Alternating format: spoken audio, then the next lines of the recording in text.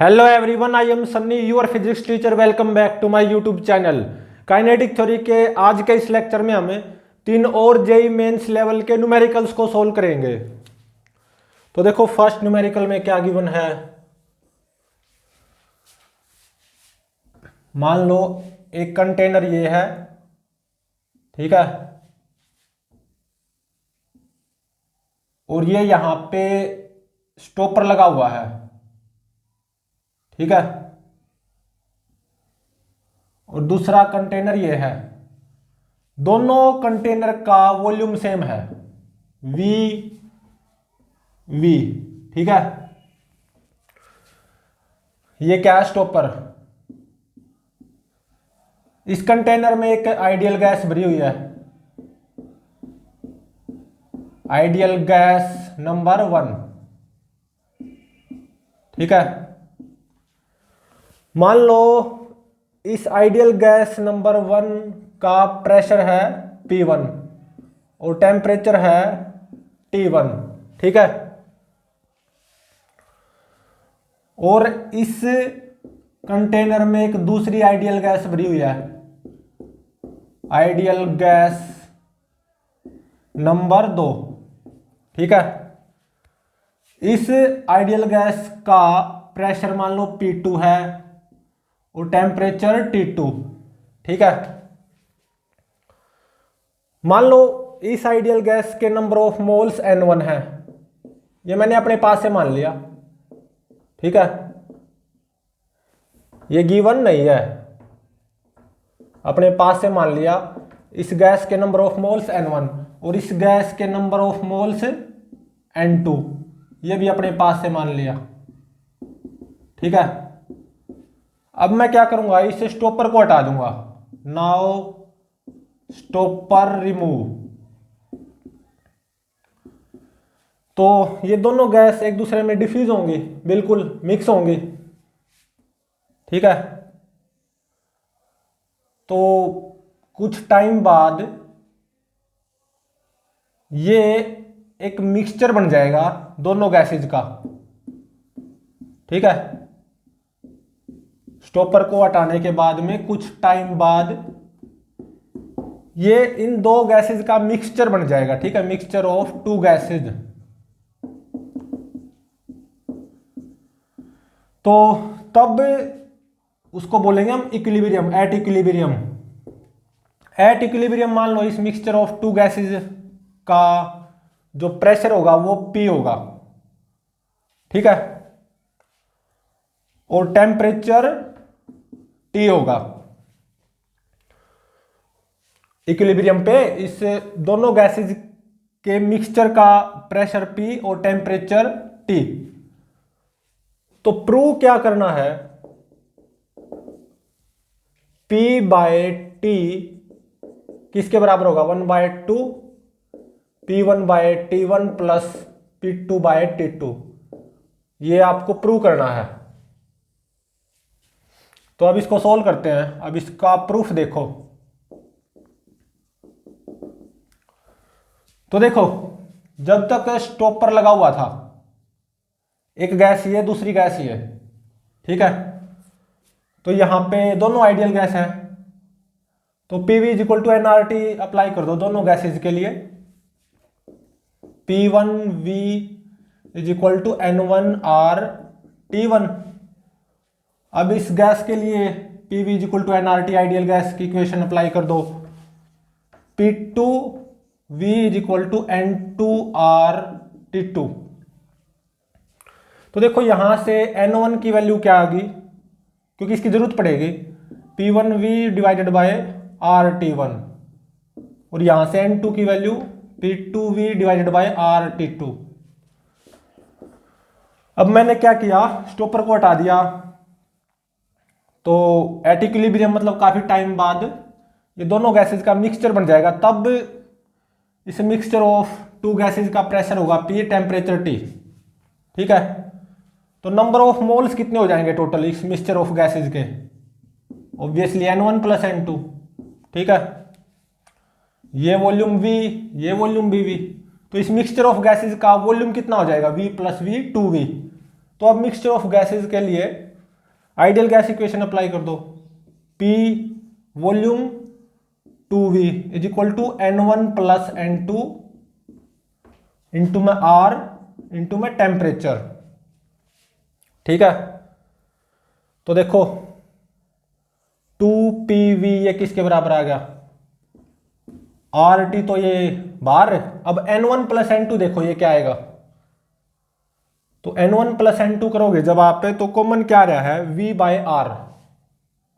ठीक है, V bye R, तो अंदर P1 bye T1 plus P2 bye T2। ठीक है, तो अब देखो इस R से ये R कैंसिल हो गया। ठीक है, इस V से ये V कैंसिल हो गया, और ये T यहां पे आ जाएगा डिवाइड में, और ये 2 यहां पे डिवाइड में चला जाएगा। तो प्रूव हो तो गया, P by T is equal to 1/2 into में P1 by T1 plus P2 by T2, hence proved. अब देखो next numerical number second numerical में देखो क्या गिवन है।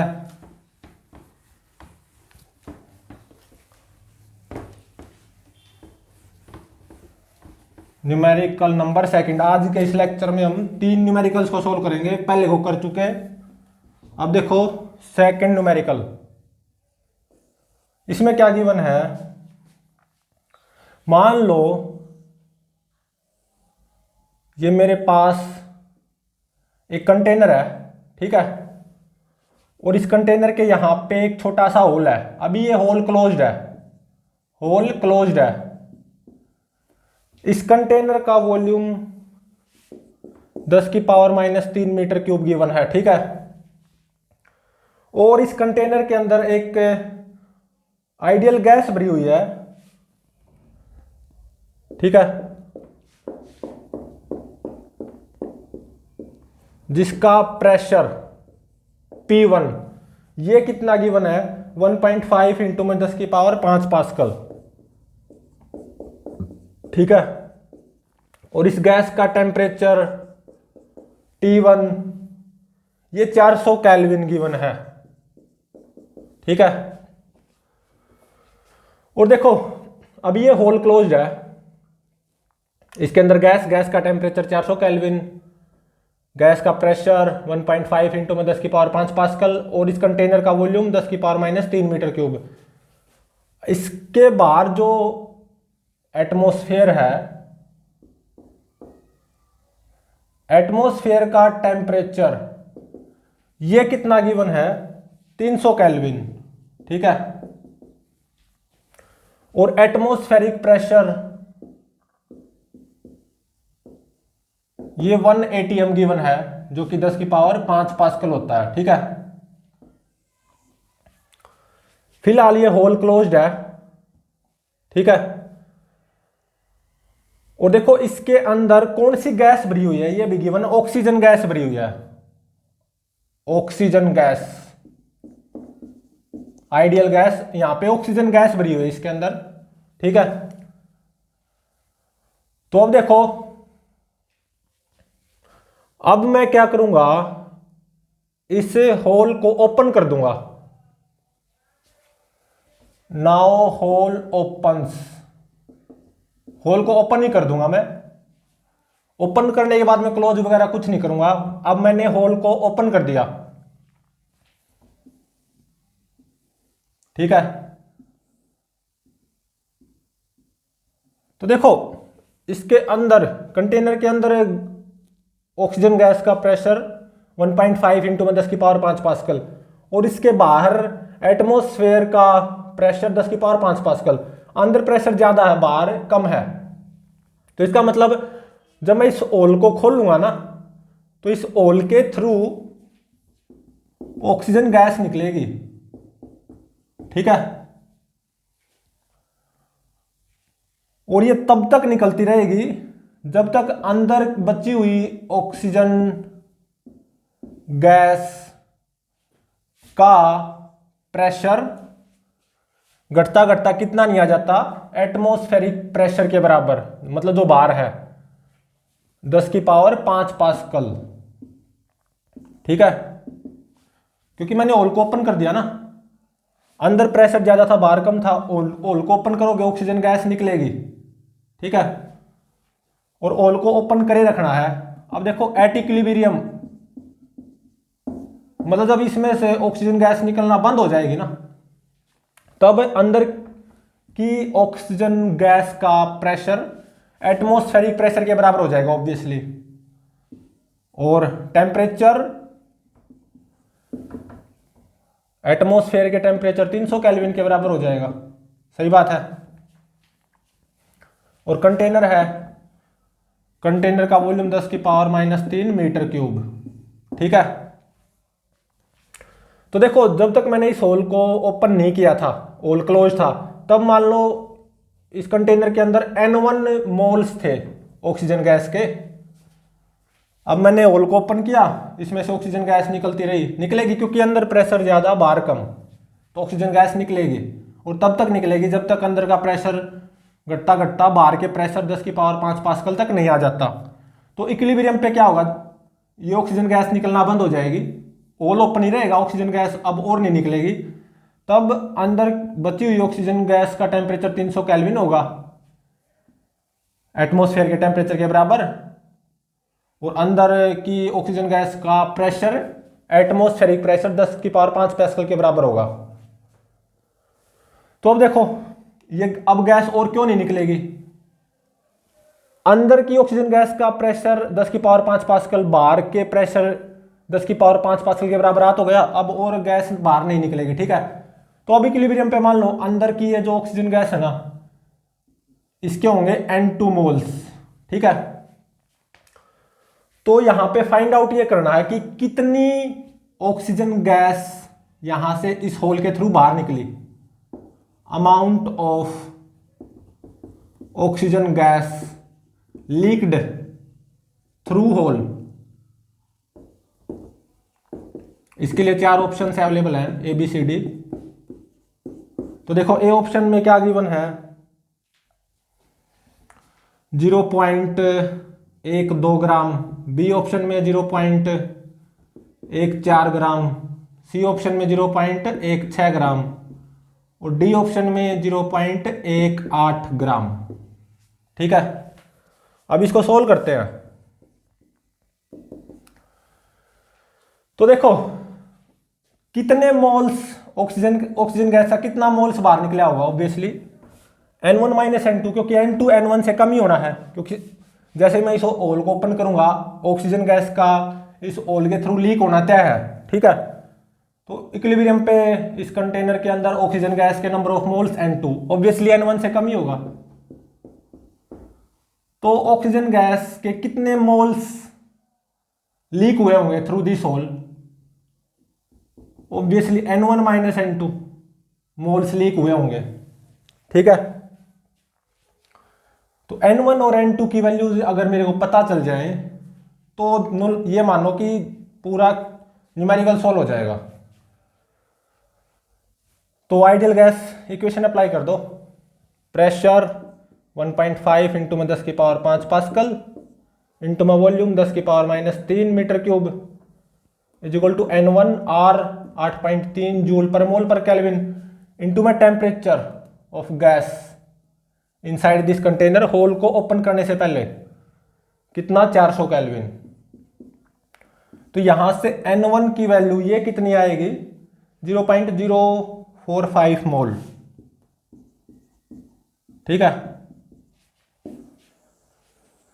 अब देखो मैंने होल को ओपन किया, इसमें से ऑक्सीजन गैस का लीक होना तय है, तो इक्विलिब्रियम पे जब मतलब ये ऑक्सीजन गैस और लीक नहीं होगी तब की बात करूं, तब यहां पे आइडियल गैस की इक्वेशन अप्लाई कर दो, pressure 10⁵, volume 10⁻³ is equal to N number of moles N2, R 8.3 into में टेम्परेचर 300 केल्विन। तो यहां से N2 की वैल्यू ये कितनी आएगी, 40 मोल। ठीक है, तो ऑक्सीजन गैस से कितने नंबर ऑफ मोल्स लीक हुए होंगे through this whole? N1 minus N2। तो N1 माइनस N2, तो ये कितना आ जाएगा? 0.045 माइनस 0.040, ये आ जाएगा 0.005 मोल्स। इसमें से ये सब्ट्रैक्ट करोगे तो इतना ही तो आएगा। ठीक है, तो इतना number of moles oxygen gas का इस होल के थ्रू लीक हुआ है, leaked oxygen through this hole. ठीक है, तो अब देखो ऑक्सीजन जो गैस होती है इसका मोलिक्यूलर वेट वो कितना होगा? 16 दूनी 32 ग्राम पर मोल। मतलब पर मोल ऑक्सीजन गैस का कितना ग्राम होता है? 32 ग्राम। और इतने मोल्स ऑफ ऑक्सीजन इस होल के थ्रू लीक हुई, तो जो ऑक्सीजन गैस इस होल के थ्रू लीक हुई वो कितना अमाउंट होगा, मतलब कितना मास होगा? 32 इंटू में 0.005, इतना ग्राम होगा ऑब्वियसली। तो ये कितना आएगा? 0.16 ग्राम। ठीक है, ये मेरा आंसर हो गया। Hence option C is correct. तो यहां पे इस होल के थ्रू ऑक्सीजन गैस कितनी लीक हुई होगी? 0.16 ग्राम ऑक्सीजन गैस लीक हुई होगी। ठीक है, तो देखो आज का लास्ट न्यूमेरिकल नंबर 3।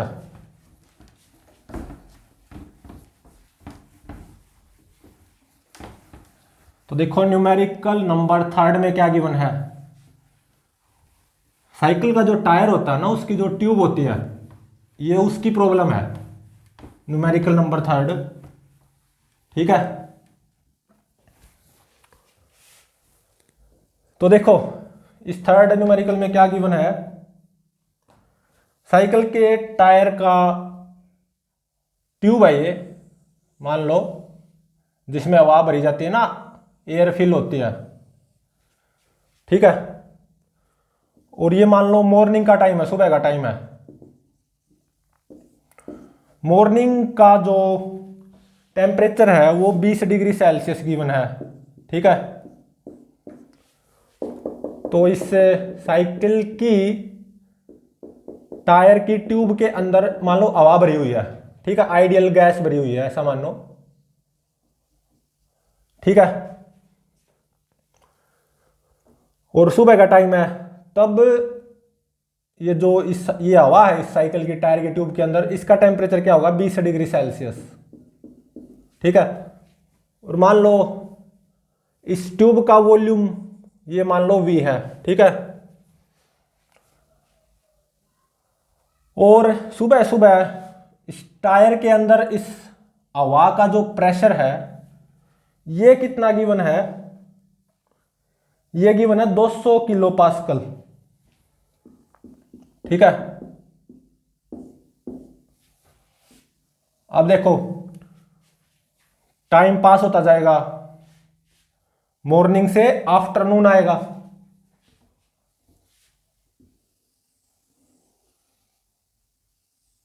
ठीक है, अब हो गया आफ्टरनून का टाइम, वही टायर है।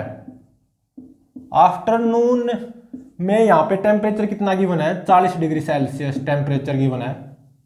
ठीक है, मतलब ऐसा मानो ये दोपहर के 2-3 बजे हैं गर्मियों में, जब 40 डिग्री सेल्सियस टेम्परेचर होता है ना, और मान लो मॉर्निंग में 20 डिग्री सेल्सियस टेम्परेचर, ऐसा गिवन है बस। ठीक है,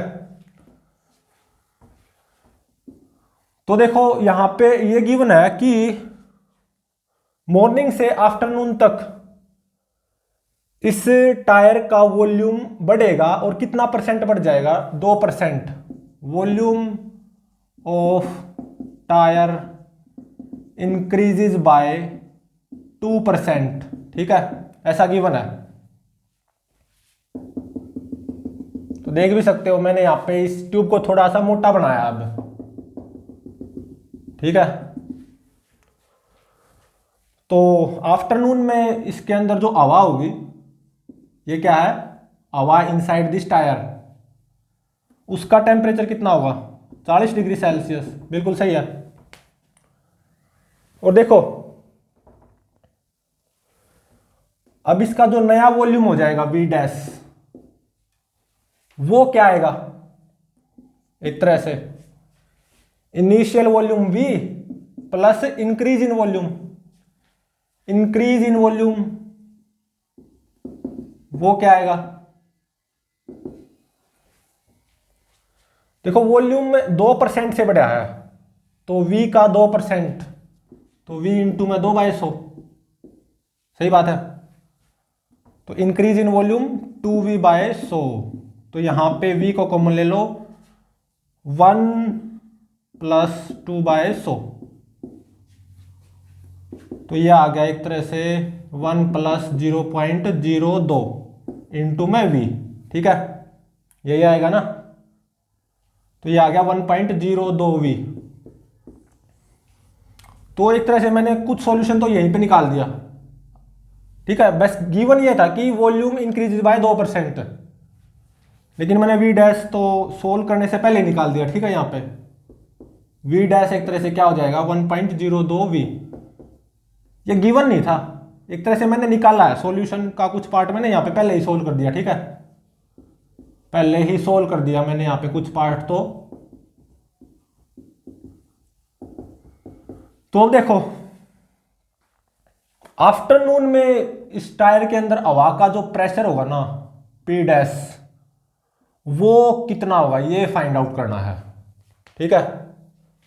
तो P डैश फाइंड आउट करो, 4 ऑप्शन अवेलेबल हैं। ए ऑप्शन में क्या गिवन है, 206 किलो पास्कल, ठीक है। बी ऑप्शन में 209 किलो पास्कल, सी ऑप्शन में 212 किलो पास्कल, डी ऑप्शन में 215 किलो पास्कल, ठीक है। अब करते हैं इसको सोल्व। देखिए कुछ पार्ट तो मैंने इसका पहले से ही सोल्व कर दिया, V डैश की वैल्यू निकाल दी इन टर्म्स ऑफ V, ये आपको सॉल्यूशन में निकालनी होगी, ठीक है, ये बात ध्यान रहे।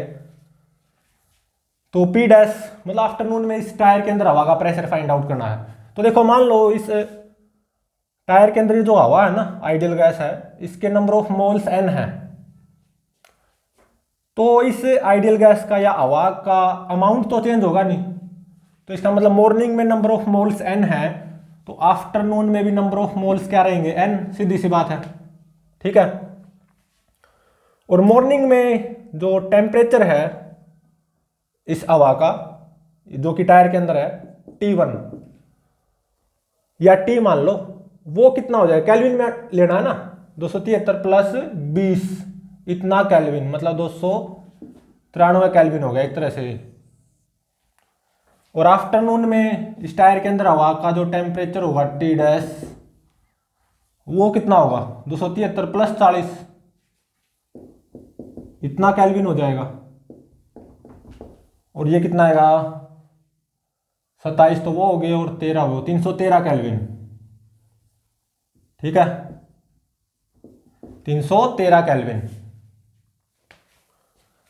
तो इस टायर के अंदर आइडियल गैस है ना, जो मतलब जो भी हवा है, हवा जो फिल कर रखी है हमने, तो PV = nRT अप्लाई कर सकता हूं।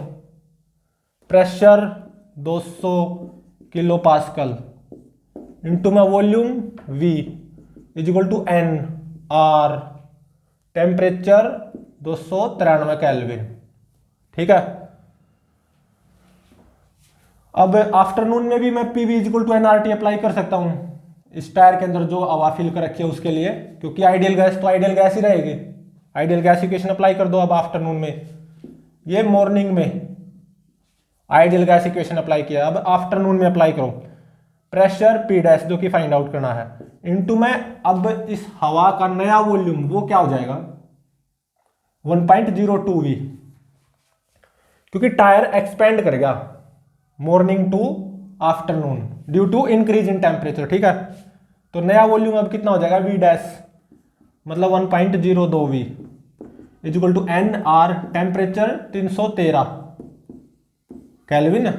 ये मैंने आफ्टरनून में आइडियल गैस इक्वेशन अप्लाई कर दी किस पे, जो इस टायर के अंदर मैंने हवा फिल कर रखी है, मतलब जो भी आइडियल गैस है। अब पी डैश फाइंड आउट करना है, तो ये इक्वेशन नंबर फर्स्ट, ये इक्वेशन नंबर 2। तो अब क्या करो, equation number 2 divided by equation number 1 कर दो, ठीक है। तो देखो पी डैश, ये v से v कैंसिल हो जाएगा, इनटू में 1.02 divided by 200 kilo pascal is equal to nr से nr कैंसिल हो गया, तो is equal to 313 divided by 293। तो यहाँ से p डैश ये कितना आ जाएगा, 313 डिवाइडेड बाय 293 इंटू में 200 किलो पास्कल डिवाइडेड बाय 1.02। तो ये P डैश यहाँ पे ऑब्वियसली किलो पास्कल में आएगा, लिख रखा है ना किलो पास्कल, और इतना आएगा। ये यूजिंग कैलकुलेटर ये कितना आएगा, नियरली 209 किलो पास्कल आएगा ये, ठीक है। तो ऑप्शन कौन सा correct, option B is correct. तो ये मेरा आंसर हो गया, ठीक है। तो मॉर्निंग से आफ्टरनून में जाओगे ना, ये जो टायर के अंदर हवा होती है ना, उसका प्रेशर बढ़ जाता है, ठीक है। तो प्लीज चैनल को लाइक शेयर और सब्सक्राइब जरूर करें।